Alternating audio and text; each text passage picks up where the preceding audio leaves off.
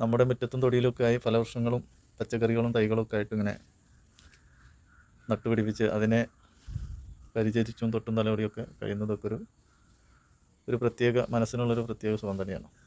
അപ്പോൾ നമുക്കത് മനസ്സുണ്ടെങ്കിൽ ഏക്കർ കണക്കിനൊന്നും വേണ്ട, നമ്മളുള്ള ചുറ്റുപാടിൽ നമ്മൾ പച്ചപ്പ് നിലനിർത്തുക, നമുക്ക് ആവശ്യമുള്ളത് നട്ട് നനയ്ക്കുക എന്നുള്ളൊരു പോളിസിയാണ് നമ്മുടെ. അപ്പോൾ എല്ലാവർക്കും ഇപ്പോൾ ഇങ്ങനെയുള്ള ചിന്തകളൊന്നും ഉണ്ടായിരുന്നു വരില്ല, എന്നാലും ഒട്ടുമിക്ക പേർക്കൊക്കെ. അപ്പോൾ അതിലിടക്ക് അതിൽ നിന്ന് കിട്ടുന്ന എന്തെങ്കിലുമൊക്കെ പച്ചക്കറികളൊക്കെ ആയിട്ട് നമുക്കറിയാവുന്ന വിധത്തിലൊക്കെ ചിലതൊക്കെ പാകം ചെയ്ത് കഴിക്കാനൊക്കെ ഒരു താല്പര്യമാണ്. അങ്ങനെ ഒന്ന് പാകം ചെയ്യാമെന്ന് കരുതിയാണ് ഇന്ന് നമ്മൾ ഇറങ്ങിയത്.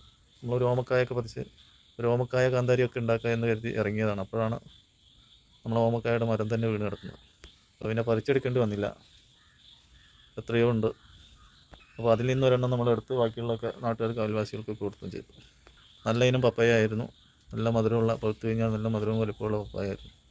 പക്ഷേ കാലക്കേട് ഒരു മഴയും കാറ്റുമൊക്കെ വന്ന് അതിനെ താഴേക്ക് തള്ളിയിട്ടു. അപ്പോൾ അതിൻ്റെ കാലം കഴിഞ്ഞു. അപ്പോൾ എങ്ങനെയാണ് ഓമക്കായ കാന്താരി ഉണ്ടാക്കുക എന്നൊക്കെ ചെറുതായിട്ടൊക്കെ വീഡിയോയിൽ നിങ്ങൾക്ക് കാണാം. നല്ല ടേസ്റ്റിയാവും. അപ്പോൾ ഓമക്കായ കൊണ്ട് ഇങ്ങനെ തയ്യാറാക്കിയാൽ എനിക്ക് കിട്ടുന്ന ഏറ്റവും ടേസ്റ്റായിട്ടാണ് തോന്നുന്നത്. പിന്നെ മറ്റു പലരും ഓമക്കായയിൽ പലതും ചേർത്തിട്ടൊക്കെ ഉണ്ടാക്കും, പക്ഷേ അതെനിക്ക് വലിയൊരു ഗുണമായി തോന്നില്ല. എന്നാൽ ഇത് നല്ല ടേസ്റ്റിയായി തോന്നും. അപ്പോൾ ഇത് ആവശ്യക്കാരൊക്കെ ഒന്ന് ഉണ്ടാക്കി നോക്കും. നമ്മളെ തോട്ടം, നമ്മളെ മുറ്റം, നമ്മുടെ ചുറ്റുപാടും, ആരും വന്ന് ചോദിക്കാനില്ല. നമുക്ക് എന്ത് വേണമെങ്കിലും ഉണ്ടാക്കിയെടുക്കാം.